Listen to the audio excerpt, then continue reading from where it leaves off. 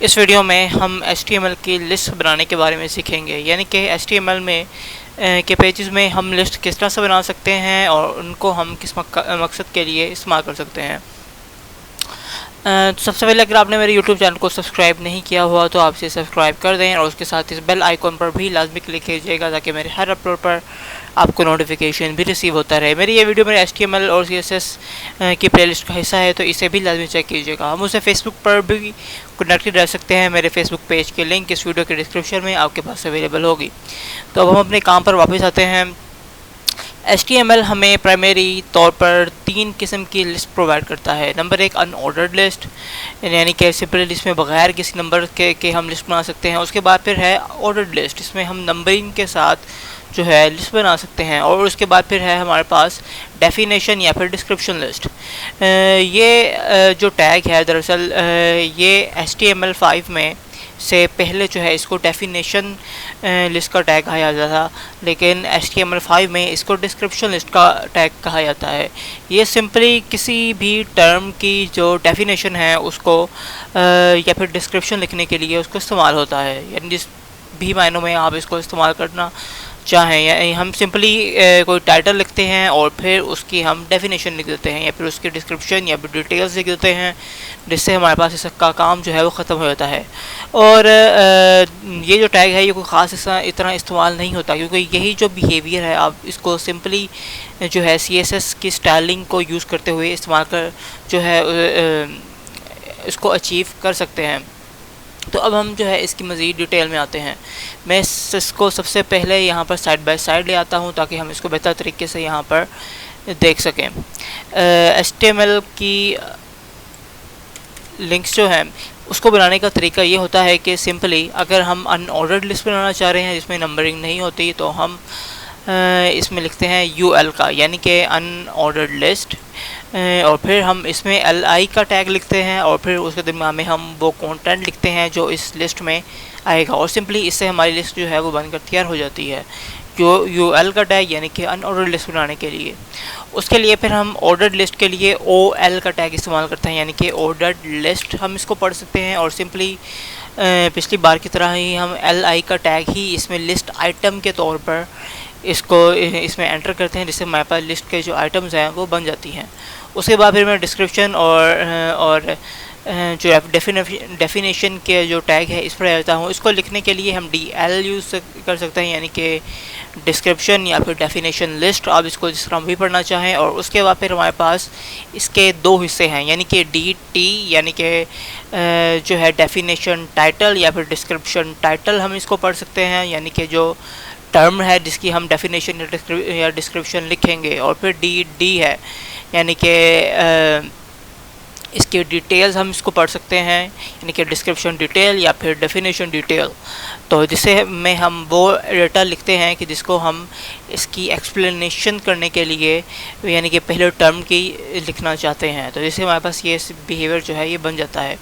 Simply अगर मैं ये जो टैग है इसको मैंने आज तक कभी इस्तेमाल नहीं किया, क्योंकि उसकी वजह ये भी है कि ये बिहेवियर हम सिंपली स्टाइलिंग करके भी यूज़ कर सकते हैं। ये जो है ख़ास इतना टैग नहीं है, और हो सकता है आपके पूरे कैरियर में आपको ये कभी भी यूज़ करना ना पड़े, फिर अनलेस जो है आपके पास रिक्वायरमेंट हो इसको यूज़ करने की। अब हम अनऑर्डर्ड और लिस्ट और जो ऑर्डर्ड लिस्ट है इस पर वापस आ जाते हैं। हमारे पास इन लिस्ट को जो है अलग अलग तरीके से शो करवाने के कुछ तरीके हैं, यानी कि जो ऑर्डर्ड लिस्ट है हम इसमें लिख सकते हैं OL का जो टैग है हम इसमें लिख सकते हैं टाइप का एट्रीब्यूट। टाइप का एट्रीब्यूट जो है इसमें इस लिस्ट को ज़रा चेंज कर सकता है, यानी कि सिंपली अगर हम जो है इसमें लिखें 1 और फिर मैं इसको सेव करके अपने वेब पेज को रिफ़्रेश करता हूँ, तो कोई ख़ास हमारे पास यहाँ पर भी जो है फ़र्क नहीं पड़ा। और उसकी वजह यही है कि इसकी बाय डिफ़ॉल्ट जो टाइप है वो 1 ही है। अगर मैं इसको कर दूँ स्मॉल a और फिर मैं इसको अपने वेब पेज को रिफ़्रेश करके करता हूँ, तो आप देख सकते हैं कि यहाँ पर ABC की सूरत में जो लिस्ट आ गई है। अगर मैं इसको कैपिटल A लिखता हूँ और फिर मैं अब इस डॉक्यूमेंट को सेव करके अपने वेब पेज को रिफ़्रेश करता हूँ, तो हमारे पास कैपिटल जो है कैपिटल लेटर्स में हमारे पास लिस्ट जो है वो बन जाती है। इसी तरह मैं यहाँ पर सिंपली आई लिख दूँ तो हमारे पास जो है रोमन में हमारे पास यहाँ पर लिस्ट आ जाती है। और अगर मैं कैपिटल आई लिख दूँ और फिर मैं इसको रिफ़्रेश करता हूँ तो हमारे पास कैपिटल में आ जाती है। और अब अगर इस पर देखें W3 स्कूल पर, तो यही वैल्यूज़ इसकी यहाँ पर टाइप में बताई हुई हैं और यही इसकी वैल्यूज़ हैं। अब बाकी जो एट्रीब्यूट्स हैं इनको हम अगले लेक्चर में पढ़ेंगे, ये असल में होते क्या हैं। अब हम जो है अनऑर्डर्ड लिस्ट पर जो है आते हैं। अब अनऑर्डर्ड लिस्ट की तरह ही अनऑर्डर्ड लिस्ट के भी कुछ जो टाइप के जो एट्रीब्यूट हैं उसकी कुछ वैल्यूज़ हैं।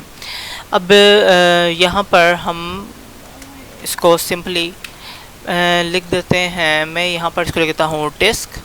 इसको सेव करके अपने वेब पेज को रिफ़्रेश करता हूँ तो मेरे पास यहाँ पर कोई फ़र्क नहीं है। उसकी वजह यही है कि बाय डिफ़ॉल्ट ये डिस्क को ही रेंडर करता है। उसके बाद मैं यहाँ पर इसको लिखता हूँ स्क्वायर और फिर मैं अपने वेब पेज को रिफ़्रेश करता हूँ तो यहाँ पर हमारे पास डिस्क की बजाय अब स्क्वायर आ गया है। और उसके बाद तीसरी वैल्यू है हमारे पास सर्कल की। और अब मैं यहाँ पर अगर सर्कल को लिखूँ और फिर अपने वेब पेज को रिफ़्रेश करूँ, हमारे पास यहाँ पर जो है सर्कल शो हो रहा है। लेकिन अब यहाँ पर मैं आपको ये बात बताता चलूँ कि जो टाइप का एट्रीब्यूट है ये दोनों ही अनऑर्डर्ड और ऑर्डर्ड लिस्ट में ऑब्सोल्यूट करार दे दिया गया है, यानी कि ये आने वाले वर्जन्स में इसको टोटली डिच करवा दिया जाएगा। उसकी बजाय हम यही बिहेवियर जो है CSS को यूज़ करते हुए अचीव कर सकते हैं। सिंपली हम स्टाइल का एट्रीब्यूट लगाएंगे जो हम इनलाइन CSS जिसके थ्रू हम लिख सकते हैं। और फिर मैं हम यहाँ पर CSS थोड़ी सी लिखेंगे, list dash style dash type और फिर मैं यहाँ पर लिख देता हूँ सर्कल। फिर अपने वेब पेज को रिफ़्रेश करता हूँ तो हमारे पास कोई चेंज नहीं है, यानी कि एक्चुअली इसी तरह से हम इसको लिखते हैं। इसी तरह अगर मैं इसको कर दूँ डिस्क और हमारे पास डिस्क आ गई और फिर स्क्वायर और फिर हमारे पास यहाँ पर स्क्वायर आ गया। इसी तरह हमारे पास जो है जो ऑर्डर्ड लिस्ट है इसके लिए भी हमारे पास यहाँ पर कुछ वैल्यूज़ यहाँ पर मौजूद हैं। अगर मैं यहाँ पर लिखूँ डेसिमल तो हमारे पास यहाँ पर 1 2 3 में वैल्यूज़ आएंगी। अगर मैं यहाँ उसके अलावा जो ऑर्डर्ड लिस्ट है इसमें हमें स्टाइलिंग के CSS का जो लिस्ट है स्टाइल टाइप है, तो इसमें हम जो लिख सकते हैं उसको मैं यहाँ से देखता हूँ। अनऑर्डर्ड में हमारे पास एक तो डेसिमल हमने लिख दिया और उसके बाद फिर है डेसिमल लीडिंग ज़ीरो। इसको यहाँ पर लिखता हूँ और फिर अपने इस वेब पेज को रिफ़्रेश करता हूँ तो हमारे पास लीडिंग ज़ीरो के साथ जो है कुछ वैल्यूज़ आती हैं। इसी तरह हमारे पास हिब्रू में भी हमारे पास यहाँ पर अवेलेबल है। फिर मैं अपने वेब पेज को रिफ़्रेश करता हूँ, हमारे पास इस तरह से यहाँ पर आ रही है। और इसी तरह काटाकाना के नाम से हमारे पास एक वैल्यू मौजूद है और ये यहाँ पर सही तरह रेंडर नहीं हो रही। इसको देखता हूँ यहाँ पर काटाकाना, इसके वैल्यूज़ में इसकी स्पेलिंग में मिस्टेक होगी। हमारे पास यहाँ पर जापानीज़ न्यूमरल्स जो हैं वो यहाँ पर शो हो जाते हैं। इसी तरह हमारे पास जो है लोअर रोमन, उसके बाद लोअर लैटिन, ग्रीक, अल्फ़ा, हमारे पास कई वैल्यूज़ मौजूद हैं जो हम यहाँ पर इस CSS में इसको स्टाइल करने के लिए यूज़ कर सकते हैं, जिनको हम मज़ीद डिटेल में CSS के लेक्चर्स में पढ़ेंगे। देखने का बहुत बहुत शुक्रिया दोस्तों। अगर आपको वीडियो पसंद आए तो इसको लाइक लाजमी कीजिएगा और उसके साथ ही मेरे YouTube चैनल को भी सब्सक्राइब कीजिएगा और मेरे Facebook पेज को भी लाइक कीजिएगा।